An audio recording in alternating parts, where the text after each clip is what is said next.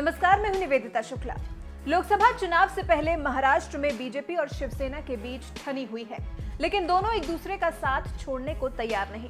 शिवसेना राज्य में सहयोगी गठबंधन होने के बावजूद केंद्र सरकार से लेकर राज्य सरकार की खूब आलोचना करती है, चाहे वो बेरोजगारी हो, जीएसटी हो या फिर नोटबंदी हो। शिवसेना केंद्र की हमेशा तीखी और शब्दभेदी बाणों से आलोचना करती है। अगर बात करें तो आपको पता ही होगा कि कांग्रेस ने प्रियंका गांधी को सक्रिय राजनीति में उतारा। इस पर पूरे राजनीतिक हलके में खूब चर्चा हुई। किसी ने तारीफ की तो किसी ने आलोचना की। राहुल गांधी ने कांग्रेस में शामिल करते हुए कहा कि प्रियंका को और ज्योतिरादित्य को मैंने उत्तर प्रदेश 2 महीने के लिए नहीं भेजा है।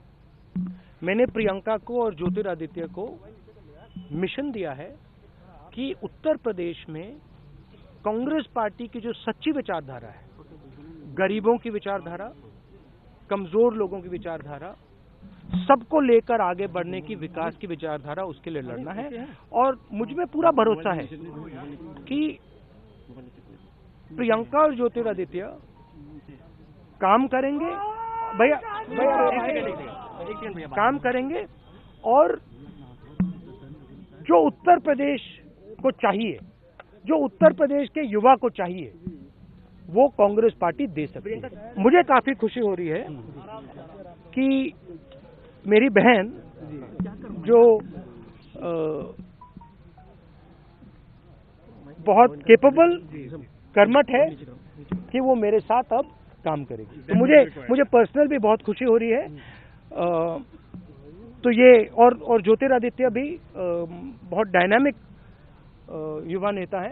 तो हम उत्तर प्रदेश की जनता को कहना चाहते हैं कि देखिए, और युवा को कहना चाहते हैं और किसान को कहना चाहते हैं कि देखिए, आपने अब बहुत समय टाइम जाया किया है। यहाँ पे आपने बीजेपी की सरकार बना रखी है, बर्बाद कर दिया उत्तर प्रदेश को, पूरा उत्तर प्रदेश जानता है। वहीं बीजेपी ने तीखी आलोचना की। प्रियंका गांधी कांग्रेस पार्टी की महामंत्री बनी हैं, शुभकामनाएं। लेकिन जब पार्टी एक परिवार का एक्सटेंशन है तो ये पोस्टिंग अपने आप में कोई बहुत आश्चर्यजनक नहीं है। सिर्फ एक ही बात हमें आश्चर्य की लगी कि उन्हें सिर्फ पूर्वी उत्तर प्रदेश का प्रभारी क्यों बनाया गया। उनका तो दायित्व और बढ़ना चाहिए था, जैसा उनका नाम चलता है। इतना ही मैं कहना चाहता हूं। लेकिन शिवसेना ने बीजेपी की हवा निकाले हुए प्रियंका गांधी की तारीफ की और कहा, आपने ये भी कहा कि राहुल गांधी झूठे आश्वासन नहीं देते हैं। ये बयान क्या कहना चाहिए? अब तक तो नहीं दिया है, क्योंकि अभी वो सत्ता पे नहीं है। पहले तो आश्वासन बहुत देते हैं लोग, कश्मीर से कन्याकुमारी तक, महंगाई से भ्रष्टाचार तक, राम मंदिर से समान नागरिक कानून तक। लेकिन जब हम सत्ता पे आते हैं तो ये भूल जाते हैं। राहुल गांधी अब सत्ता पे नहीं है, तो अब उनका जो बोलना है, अब तक तो झूठ बात नहीं कही है, बाद में देख लेंगे। बात रही प्रियंका की। देखिए, प्रियंका की वो कांग्रेस पार्टी का मामला है। अपने पार्टी में किसको नेतृत्व देना है, किसको बढ़ावा देना है, किसको प्रचार में लाना है, तो कांग्रेस पार्टी का निर्णय है प्रियंका गांधी के बारे में। और जरूर मैं मानता हूं कि लोग इंतजार कर रहे थे प्रियंका कब राजनीति में आई, और उनको सही वक्त पर लाया है। और कांग्रेस के लिए ये ट्रम्प कार्ड है, कांग्रेस के लिए बोल रहा हूं मैं। लेकिन अब जनता कितना स्वीकार करती है वो जल्दी पता चलेगा। सर, आपने ये कहा कि गांधी परिवार ने जो बलिदान दिया है उसके बारे में भी कोई कुछ भी कहे, गांधी परिवार का बलिदान इस देश के लिए जरूर रहा है, त्याग रहा है, शहादत रही है। पंडित नेहरू से लेकर राजीव गांधी तक, जो हमारे परिवार के या हमारे कुनबे के जो लोग देश के लिए काम करते वही शहीद होते, ऐसे नहीं। इस देश के लिए बहुत से लोगों ने across the party line, ideology, बलिदान और त्याग किया है। और उनका स्मरण करना और उनको रिस्पेक्ट देना यही एक बड़े नेता की कामयाबी होती है। ये एक घटना की बात है, ऐसे अनेकों उदाहरण हैं जहां पर बीजेपी को और केंद्र की मोदी सरकार को शर्मिंदा होना पड़ा है। इसके बावजूद भी दोनों के संबंध खराब नहीं। इसी सिलसिले में अपने सांसदों को संबोधित करते हुए शिवसेना प्रमुख उद्धव ठाकरे ने कहा कि आप अपने अपने निर्वाचन क्षेत्र पर ध्यान केंद्रित करें और जोर शोर से किसानों का मुद्दा उठाएं और गठबंधन पर फैसला मुझ पर छोड़ दें। ठाकरे के करीबी कहे जाने वाले एक नेता ने मंगलवार को कहा कि शिवसेना की प्रतिबद्धता राज्य के लोगों के प्रति है।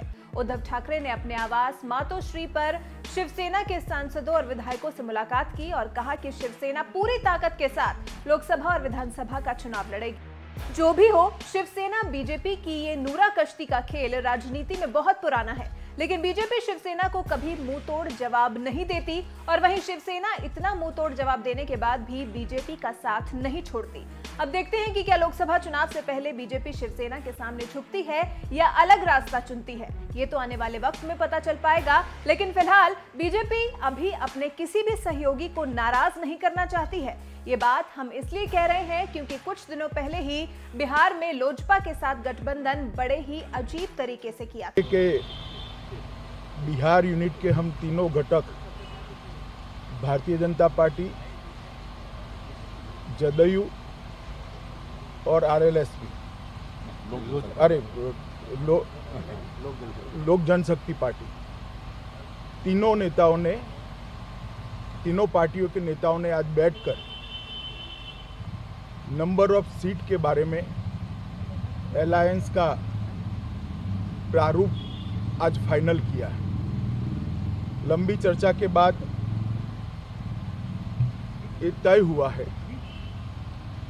कि भारतीय जनता पार्टी 17 सीटों पर चुनाव लड़ेगी, जदयू 17 सीटों पर चुनाव लड़ेगी और लोक जनशक्ति पार्टी 6 लोकसभा सीटों पर बिहार में चुनाव लड़ेगी।